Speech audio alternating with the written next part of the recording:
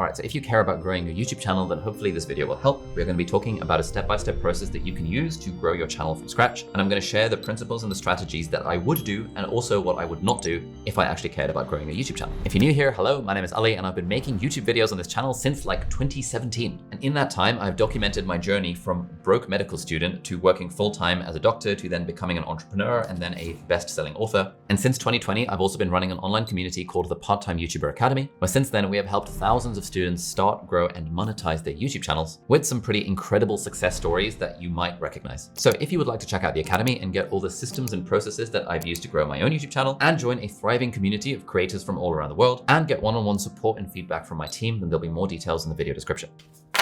Okay, so here's the thing. Growing a YouTube channel fundamentally comes down to 3 different things. We've got to get them to click, we want to get them to watch, and we want to get them to like you, them meaning your viewers. Because your YouTube channel grows, if you can get people to click, get them to watch, and get them to like you, then they are likely to hit subscribe. Actually, growing subscribers, like getting people to hit the subscribe button, that matters a lot less. But if people like you, they are more likely to hit the subscribe button. But more importantly, they are more likely to become returning viewers who come back to your channel again and again, and they're more likely to then binge some of your content. And all of that is a good thing that contributes to the growth of your YouTube channel in terms of views or subscribers or average view duration or whatever metric you want. Now, there are 2 factors that are involved in getting people to click on our stuff. And you are probably familiar with those. That is the title of the video and the thumbnail of the video.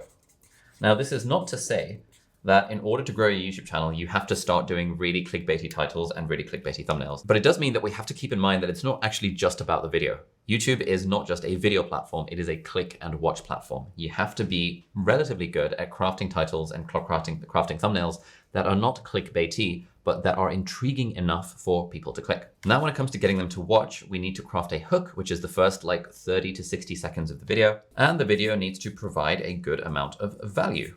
So the hook, the first 30 seconds, they click on the video, they click on a title and thumbnail like how to grow a YouTube channel or something. And then in the hook, in the first 30 seconds, you want to deliver on the expectation that your title and thumbnail has set. So you might say something like, in this video, we're going to talk about how to grow a YouTube channel, for example, right? Like often the hook is just repeating the title, but in your hook, you've got to give people a reason to keep on watching. And for most YouTube channels, you will find in the retention curves that like 30 to 50% of viewers are dropping off by the 30-second mark. And if you think about your own viewing habits on YouTube, you probably don't watch all the way through every single video you click on. You probably click on it.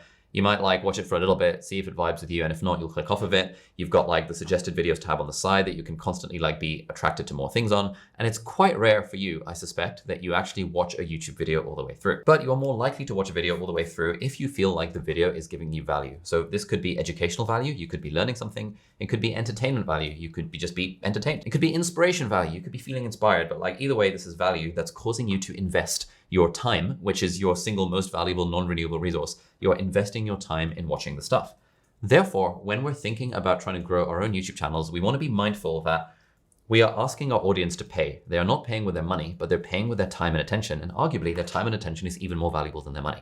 So we want to create a video or a series of videos or a content library that gives people a lot of value so that they keep on watching. Watch time is measured by something like average view duration, which you can see in like your YouTube analytics.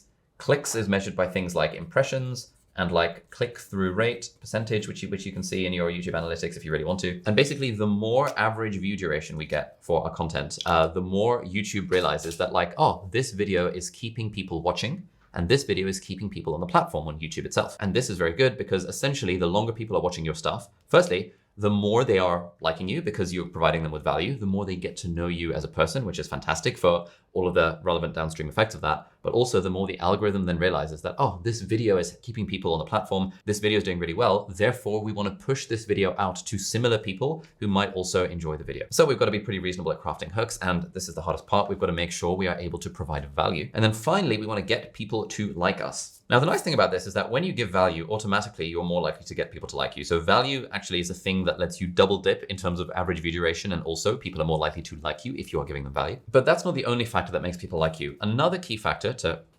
make people like you is personality and vibes. Now, obviously, this is very subjective. To be honest, value is also very subjective, but there are certain channels that you watch where you vibe with the personality of the creator who's created the channel. This is also why faceless channels have a harder time of growing than channels that show their faces or faceful channels, because it's very difficult to channel personality and vibes through a faceless channel. Look at a channel like Kurzgesagt, for example. They're a faceless channel, but they do a really good job of channeling personality and vibes, even though it's a faceless channel. But they have a freaking enormous team of 50 plus animators working for them full time to craft these videos. It's a massive operation, and it's really, really, really hard to do something like that, especially if you are a solo creator or even if you have a small team. So this is why in general, I recommend against faceless channels. I know that people are like, oh my God, I don't want to show my face. I just want to make money without doing any work and without showing my face. It's just really, really, really hard to do that. YouTube is a platform where fundamentally it's about the connection that your audience has with you, the creator. And so if you want to grow your channel, it's worth figuring out like, what is the kind of personality and vibes that makes you unique, that makes you kind of stand out, that makes you your authentic self? And then how can we bring that authentic self into our content so that,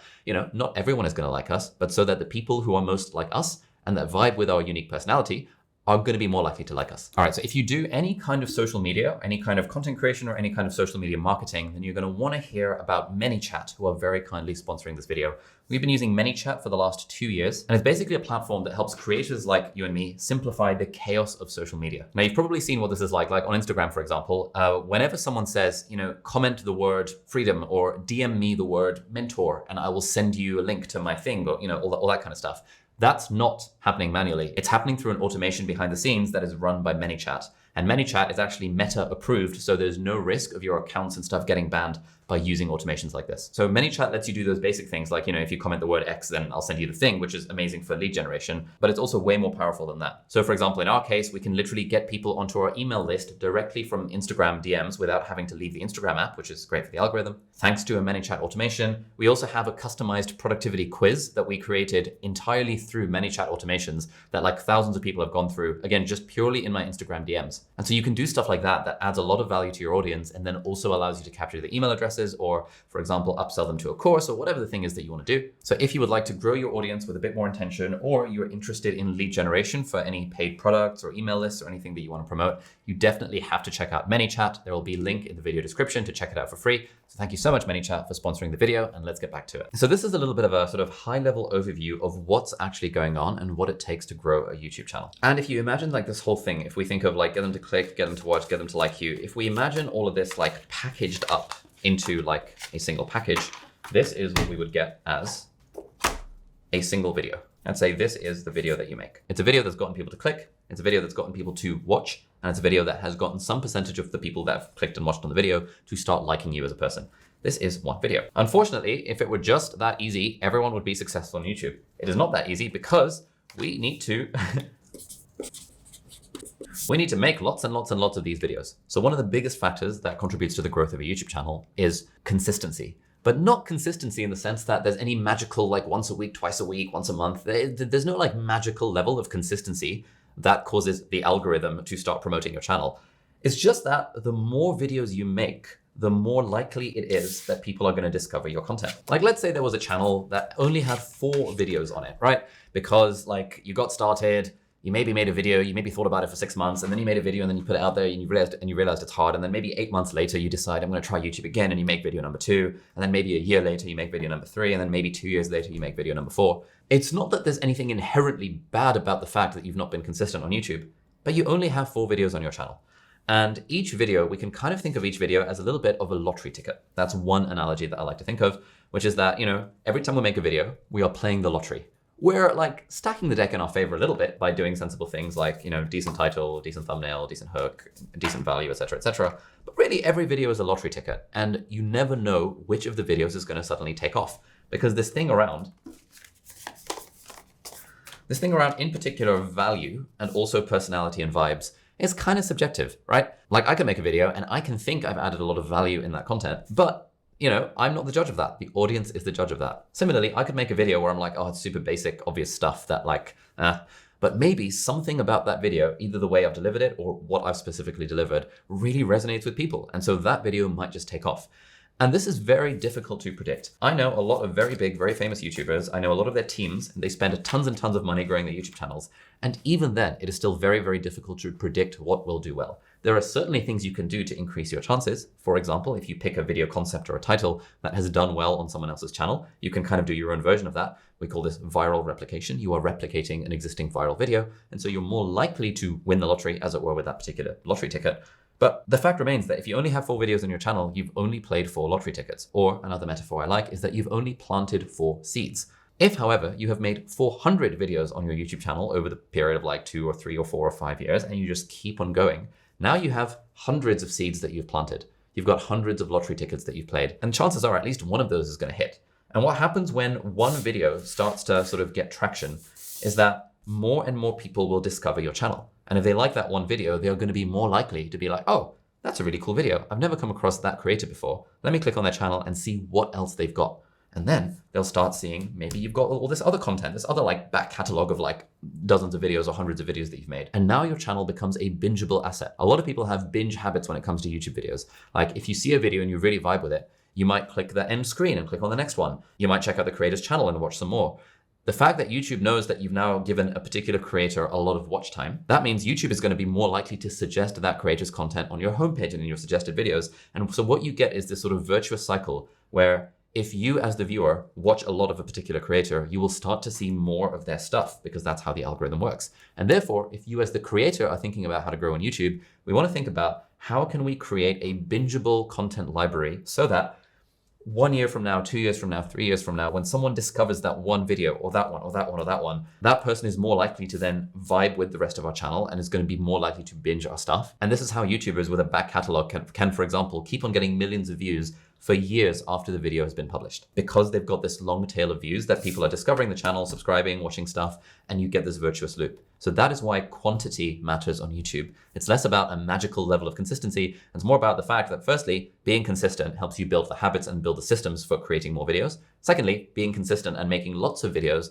helps you actually get better at the craft of making videos. So you get better at getting people to click. You get better at getting them to watch. You get better at like allowing your authentic personality to shine through, because chances are, if it's your first time and you've only made a few videos, you're probably not very good on camera. But once you've made hundreds of videos, you become better on camera, you become better at channeling your personality, you get better at getting people to like you. And so all of these things happen as a result of just making a lot of content, which is why I make the point that like, yes, it's about getting them to click, watch, and getting them to like you, but it is also about doing this lots and lots and lots of time. Oh, by the way, if you're watching this before Black Friday 2025, we have a special mega discount available on the YouTuber Academy. So there'll be a link in the video description if you want to check it out. But now we come to the thorniest part of the video, which is we understand that like these are the factors that make for a good video. These are the factors that lead people to check out our channel.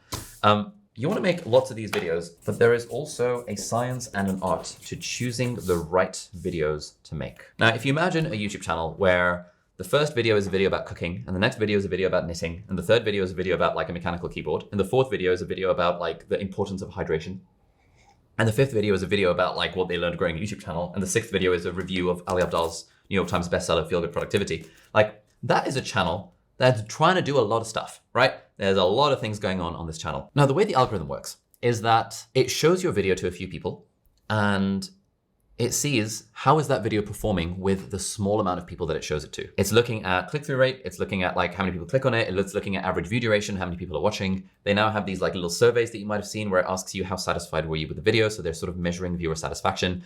And I attended a talk by YouTube themselves, where the guy who runs the YouTube algorithm was talking about this. And there are somewhere between 50 and 100 different factors that the YouTube algorithm is looking at to basically get a sense of like, who is vibing with this video and what is good content for that particular person. So what happens is, let's say a particular person, let's say this is person A. Person A really vibes with your video about cooking. What the algorithm is then going to do is going to be like, okay, you know, person A is really vibing with this video about cooking. Let's find other people that are similar to person A and let's promote this video about cooking to those other people. And so like, if someone's vibing with your stuff, then the algorithm's job, what it's trying to do is match other people who have similar viewing habits to that person to also, you know, promote that video. But now imagine that your next video is about knitting. It is unlikely that the person who vibed with your video about cooking also vibes with your video about knitting, unless they just really freaking love your personality, which is just kind of unlikely. It's quite hard to have such a winning personality that people will just watch anything you put out. You generally have to be pretty lucky or pretty charismatic, and even then, like, unless you're like a really, really, really famous celebrity, it's just really, really, really hard to just get people to watch literally whatever you put out.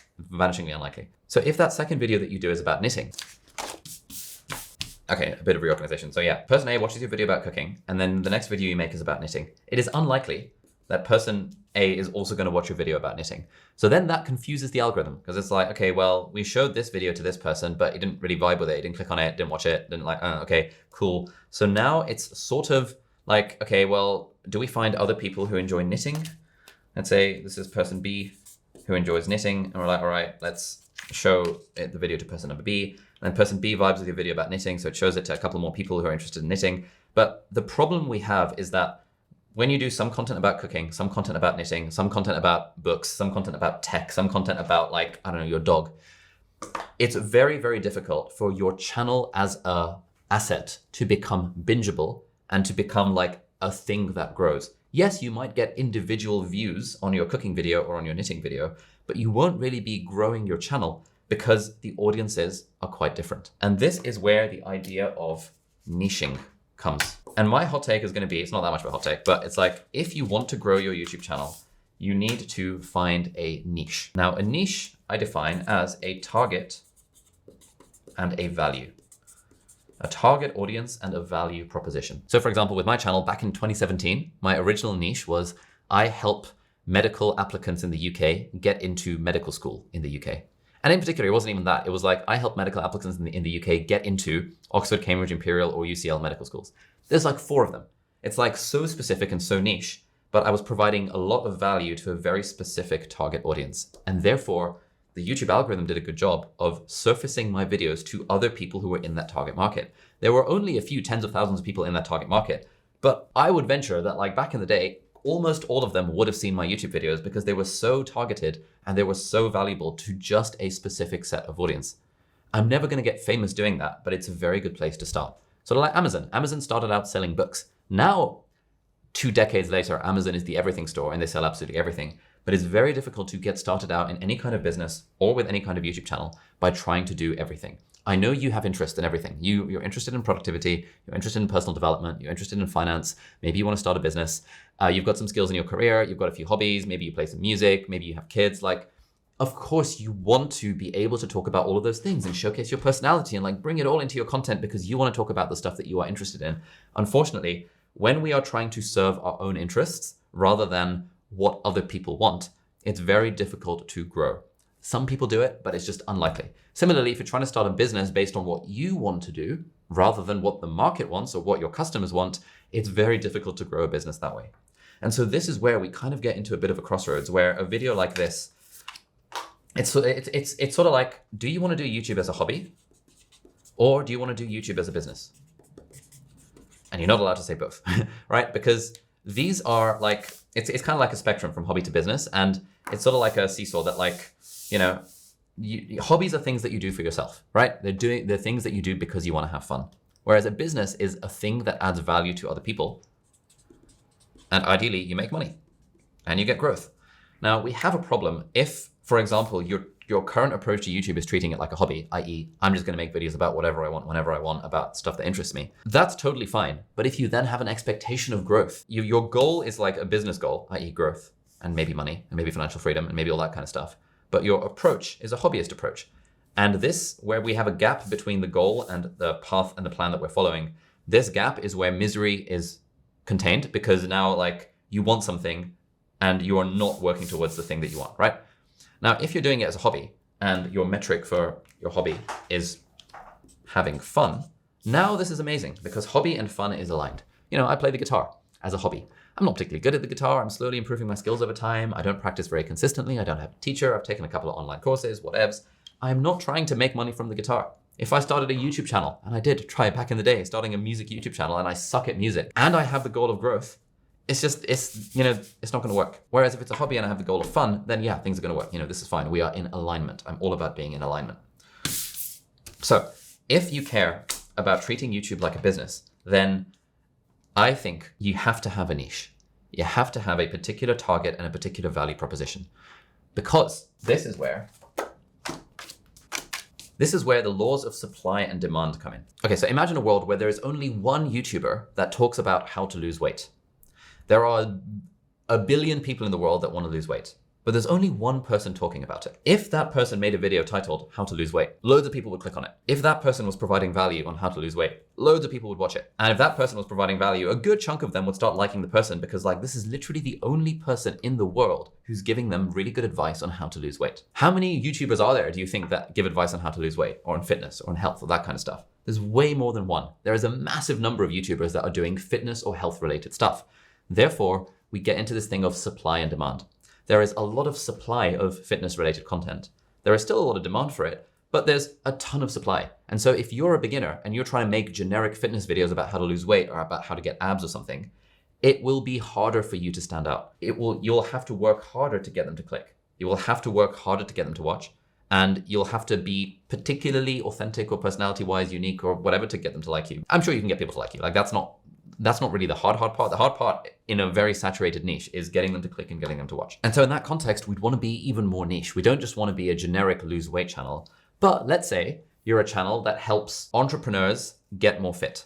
That your target value is entrepreneurs, your value proposition is fitness. That is someone like my friend Dan Go. Dan and I connected over Twitter because he does sort of fitness tips for entrepreneurs, and then he was my coach for a while, and then I helped him out with some YouTube stuff. And his channel is blowing up because he knows that he is targeting entrepreneurs who want fitness. He's not trying to target everyone who wants fitness because that's really hard to compete in. And he's not trying to help entrepreneurs with anything at all, right? His target audience is defined, i.e. specifically entrepreneurs and executives and like rich people. And his value proposition, and broadly he goes after men rather than women. And his value proposition is, I help you get more fit. And so that's his initial into the market. And then over time, he starts to expand out with like life advice videos and like, hey, I'm in my 40s, you should do this if you're in your 20s or your 30s. A lot of it is fitness advice. He's jacked, he's got a family, he's a good looking dude. Like he's got a bunch of different unfair advantages he's stacked up, but fundamentally he is niched down rather than general fitness. He's niched down into fitness for entrepreneurial men. And that is a very good thing. If you are trying to now get started with fitness for entrepreneurial men, I would say that even that is now still too broad. Very hard to succeed in that market because now a lot of people are doing it. And so you have to work harder to stand out, to get them to click, get them to watch, and get them to like you. And this is where the laws of supply and demand come in. And this is the crucial thing you have to understand if you want to grow a YouTube channel, that you are at the mercy of the laws of supply and demand depending on what your niche is. If your niche is I help anyone with anything, and you're just trying to go broad, your YouTube channel will basically never grow.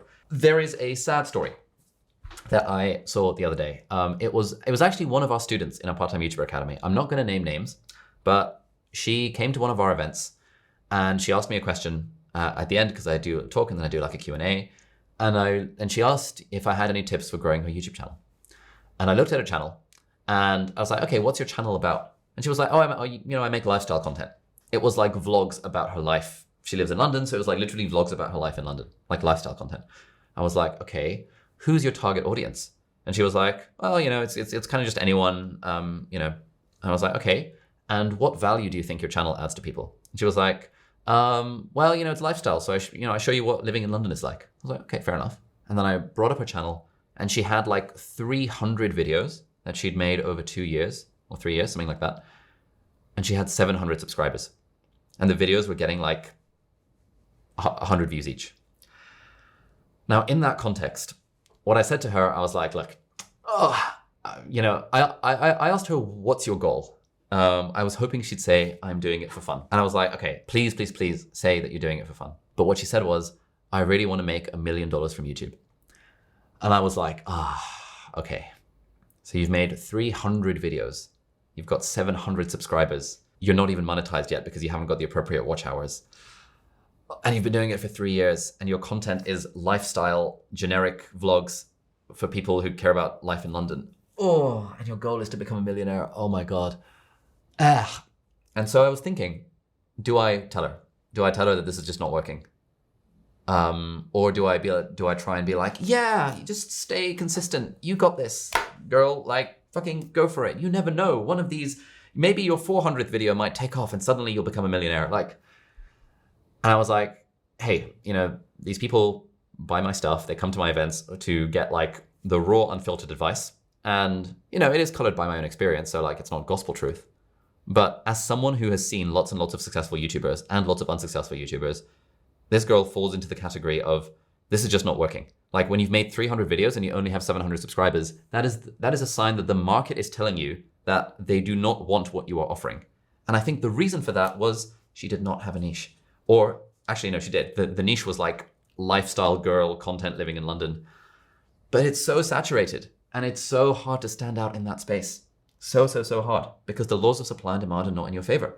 Everyone who's like a young girl living in London dreams about becoming an influencer where she does lifestyle content about living in London. It's like, there's so many of them. And relative to the demand for that content, there's not that much demand for that content anymore. Maybe back in the day when like no one knew what living in London was like, or like it was novel to be living in, I don't know, like a particular city. And people are like, oh my God, I really wonder what living in London is like. Then maybe the laws of supply and demand are in favor of the creator. But like, it's just not anymore. And so this was kind of heartbreaking to me. Because I was like, oh, she's put all this work into doing YouTube and she's been so consistent. She's just gone after the wrong niche. She doesn't realize that people don't give a shit about her. They care about the value they get from the channel. And if your channel is not adding value to people, it's going to be so hard to stand out. So this is why, if you want to grow a YouTube channel, you've got to find a particular niche. Now, we have a bunch of students in our YouTuber Academy that have been successful, and basically all of them have found a niche and they have stuck to it for a long enough time to get growth within a specific niche. And then over time, maybe they expand. For example, one of our success stories is a guy called Azul Wells. He's like an older dude. He does like financial planning advice for like old people. And if you look at Azul's channel is very basic. He doesn't put that much effort into his titles and thumbnails. They're like super basic. He just sort of screenshots from the video and all that kind of stuff. He doesn't really put much effort into his hook because he just starts talking. He's got pretty reasonable personality and vibes. Like a lot of people like vibe with his personality. It's quite like outgoing and he's a very nice guy. But his videos provide a lot of value. And specifically, they provide a lot of value to his specific niche, which is like old people. And the value is I help you retire early. So in that niche of like helping old people retire early, there's actually not that much supply of content on YouTube. The 19-year-old bros who are trying to make money on the internet, they're not targeting 55-year-olds and teaching them how to retire slightly earlier. But Azul is targeting 55-year-olds and teaching them how to retire slightly earlier. Therefore, in Azul has found a niche where his expertise and his value resonates with a particular target market where there's not that much competition. And that is crucial because the fact that there's not that much competition means you don't have to think too hard about your title. You don't have to worry about making all these like fancy thumbnails. You don't have to script your hook word for word. You don't have to think about retention editing. You don't have to think about how you can stack so much value. And as long as your personality is reasonable, you don't have to start doing insane things to get attention like, I don't know, Logan Paul or Mr. Beast or whatever. Like you can just straight up say helpful things, provide value, film the videos on your phone, not do any editing, and it still works. And he's got hundreds of thousands of subscribers and making tons of money from it because he's providing a very specific value to a very specific person. And there are lots of those people on YouTube who are underserved. That is an example of a very good niche. Or for example, we have Kepi and Ben who have a channel called How to Write Songs that currently has 170,000 subscribers. They're also students of our YouTuber Academy, and they have targeted the niche of helping people who want to write songs get better at writing songs. Again, in that niche, there's not a huge amount of competition. There's still a little bit. There's more competition than Azul has, for example. And so if you look at their channel, for example, their titles are pretty good. Their thumbnails are pretty good. The production value on the videos is very good. They're providing a lot of value. They've got hooks. They've got personality and vibes in spades. But it's not like they're trying to do generic fitness content. They're not even trying to do generic music content because that would be too broad. They're not trying to do productivity. They're not trying to do personal development. All of their videos are basically focused on helping aspiring songwriters and existing songwriters write better songs. That is a very good niche to be in. They're also able to sell a course off the back of it and make a bunch of money and all that kind of stuff. Because that's the other thing, like when you have a specific educational niche where you're helping a specific target audience, ideally who has some amount of money, with some kind of value proposition that they care about, you can probably sell them some kind of product further down the line, whether it's a course or a coaching program or a book or whatever the thing might be. Whereas it's very difficult for people without a niche or people with a very broad niche. It's very difficult for those people to make money because it's very hard for them to like actually sell a sensible product to their audience. The way they tend to make money is monetizing through brand deals and influencer partnerships and stuff, which I know a lot of people in that space, and mostly they're having a less good time of it because they're constantly chasing views. They're on the views hamster wheel. They're having to constantly sell stuff to their audience that they don't really care about. And the only thing they can really sell of their own is like merch, that kind of thing. And unless you're expecting to be like, celebrity levels like Logan Paul and KSI and have your own like drink or something like that, it's just vanishingly unlikely that you watching this will get successful or get to the financial freedom that you want through a YouTube channel without having a sensible niche. And I've seen some people on YouTube saying that like, oh, you don't need a niche. You are the niche because like people are there for you. And like, yes, eventually they will be there for you and they will start to like you and they will start to then be more likely to watch your stuff. But fundamentally, people are selfish and only really care about themselves. They actually do not care about you. This is the thing we need to get into our minds. And I've noticed this firsthand. For example, I have a very big channel. I've been providing useful videos on the internet for the last 8 years. And every now and then we'll release a vlog on my YouTube channel. And that vlog will get basically no views in comparison to educational videos because people fundamentally don't really care about me. Maybe there's 20,000, 50,000 people in the audience out of 8 million total followers who actually would watch one of my vlogs. But for the most part, they don't really care. They care about what they're going to get from it. What value can I provide? And so the videos that do the best are the ones where we are providing lots and lots of tangible value to a specific target audience. So when it comes to thinking about how to grow your YouTube channel, if you care about growth, you don't have to care about growth. You can totally care about fun. But if you do care about growth, I would really recommend you really sit down and figure out who is your niche. Who is the target audience? What is the value proposition? Why should people actually care to watch your videos? And the difficult thing about this advice is that if you haven't yet gotten started with your YouTube channel, you will listen to that and you'll think, and you'll continue overthinking. You'll continue not taking action. And so with all this niche stuff, there's so much nuance to it. There's so many factors that go into choosing a niche as to whether it's likely to be successful or not. There are loads of different exercises that you can do to figure out your target audience, figure out your value proposition, and when you're picking your niche, just have a better chance of succeeding in that particular niche. If you are interested, this is a lot of the stuff that we cover in the Part-Time YouTuber Academy, which is my flagship course that I've been running for the last 5 years now. We've had thousands and thousands of students go through it, including a bunch of successful case studies and stories of YouTubers that you will probably recognize that took our course and it taught them very sensible things, and they have now grown their YouTube channels to hundreds of thousands, if not sometimes millions of subscribers. A lot of them are making really good money. There's links down below in the video description if you want to check it out. And if you've gotten to the end of this video and you're still worrying about your niche and you haven't yet gotten started with YouTube, then my advice would be slightly different because you don't want to be overthinking your niche. And actually you can check that video over here, which is advice specifically for beginners to YouTube. So thank you so much for watching and I will see you there. Bye-bye.